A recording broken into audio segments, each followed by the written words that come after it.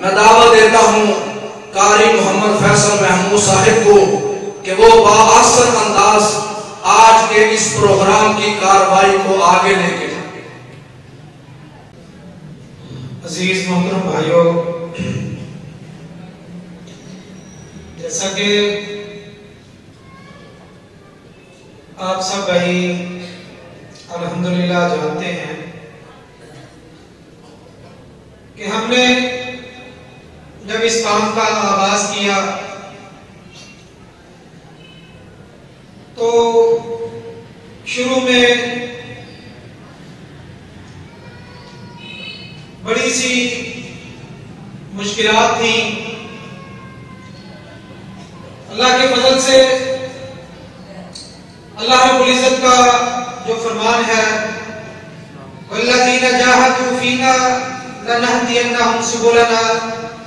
وَإِنَّ اللَّهَ لَمَعَ الْمُحْسِنِينَ، کہ جو ہمارے راستے میں کوشش کرتے ہیں پھر ہم ان کے لیے راستے کھولتے ہیں۔ تو الحمدللہ ہم نے کام کا آغاز کیا تو اللہ کے فضل و کرم سے آہستہ آہستہ دن دگنی رات دگنی اللہ رب العزت نے ہمارے کام میں برکت عطا فرمائی، اور آج اللہ کے فضل و کرم سے جیسے میرے بڑے ہی پیارے بھائی محترم کاشف الرحمان عثمانی صاحب وہ بتا رہے تھے کہ آج اس مرکز قبا کی الحمدللہ گجرانوالہ میں ایک حیثیت ہے۔ اپنے آپ کو اللہ کے فضل سے ہم نے ہمارے اساتذہ اکرام نے دن رات کوشش کر کے ہم نے الحمدللہ پورے گجرانوالہ میں اپنی ایک پہچان بنائی ہے، اور میں اپنے بھائیوں کو بتلاتا چلوں کہ اللہ کے فضل و کرم سے ابھی اس سال پورے گجرانوالہ میں اہل حدیث ٹرسٹ کے زیر اہتمام آج گجرانوالہ اہل حدیث مدارس کے درمیان مقابلہ تحفیظ القرآن ہوا، جس میں پورے گجرانوالہ کے مدارس کے طلباء شامل تھے۔ الحمدللہ ہم نے ادھر جا کے دیکھا کہ بہت زیادہ ایسے مدرسے کہ جو برسوں سے یہ کام کر رہے ہیں، لیکن ابھی ہمیں جیسے 4-5 سال کا عرصہ ہوا، اللہ کے فضل و کرم سے ہمارے طلباء نے ادھر اپنی کارکردگی دکھائی، اور الحمدللہ پورے گجرانوالہ سے ہمارے مرکز قبا کی تیسری پوزیشن ہے اہل حدیث مدارس کے زیر اہتمام مقابلہ میں۔ تو میں اپنے بھائیوں کو بتلاتا چلوں، میں اپنی بات کو آگے لے جانے سے پہلے محترم قاری محمد عاصم صاحب سے گزارش کروں گا کہ وہ آگے تشریف لیں۔ محترم قاری محمد عاصم صاحب۔ تو میرے بھائیوں، اس مرکز قبا کی تعمیر و ترقی میں اللہ کے فضل و کرم سے ہمارے بہت زیادہ بھائی شامل ہیں کہ جنہوں نے اس کی تعمیر و ترقی میں دن رات کوششیں کی، کام کیا، تعاون کیا، اور الحمدللہ کچھ اس طرح کے بھائی بھی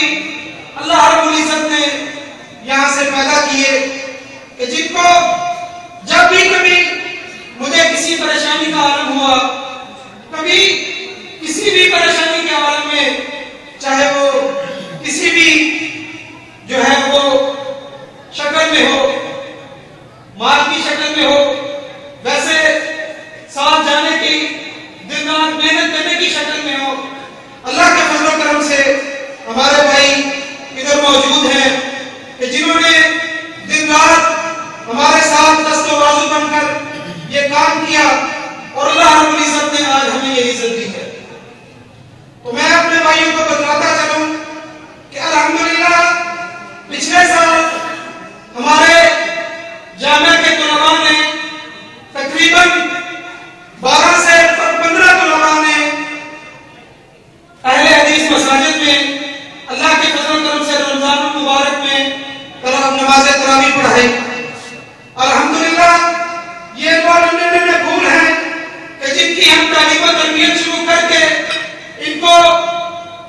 मुसल्ला रसूल के ऊपर खड़े करते हैं, इनको मुसल्ला रसूल का वारिस बनाते हैं। तो मैं आप भाइयों को ये दावा देना चाहता हूं कि देखें, जिस तरह भी मुमकिन हो सके हर एक घर से, हम में से मुसलमानों के हर एक घर से, ज्यादा नहीं तो कम से कम एक आलिम दीन जरूर होना चाहिए। तो मेरे भाइयों, उस आलिम दीन को परवान चढ़ाने के लिए सबसे पहली जो मंजिल है वो हिफ्ज़ुल कुरान है। तो हमें चाहिए कि हम अपने होनहार तालिब बच्चों को, अपने नन्हे फूलों को, उनकी आबियारी करने के लिए हम अपने बच्चों को ऐसे मदारस का ये भी लगा इसके साथ हम ऐसे मदारस का इंतखाब करें कि जहां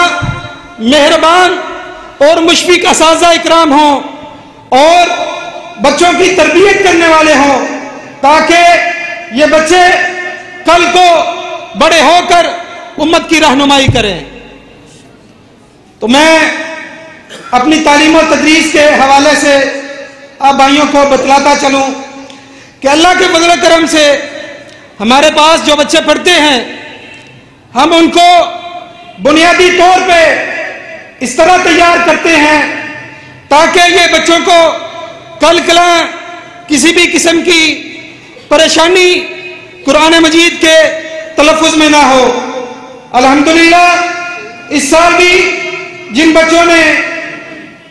हिफ्ज़ुल कुरान को मुकम्मल किया, मैं अल्हम्दुलिल्लाह ये बात दावे से कह सकता हूँ कि हमारे बच्चों को किसी किस्म की भी तालीमों तजवीद और इस तरह के बाद में जो 2-3 साल लगाते हैं, बच्चों को ज़रूरत नहीं है। कोई अपनी खुशी से लगाए, हम उसको रोकते नहीं है, लेकिन अल्हम्दुलिल्लाह हम अपने बच्चों को तैयार इस तरह करते हैं कि जो बच्चे जहां से फारिग होकर तजवीद को पढ़े बगैर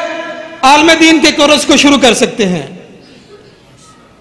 तो मेरे भाइयों, मैं एक छोटा सा नमूना भाइयों के सामने पेश करता हूं कि जो बच्चे हिफ्ज़ुल कुरान मुकम्मल करके उसके बाद 1 साल 2 साल तजवीद और किरात में लगाते हैं,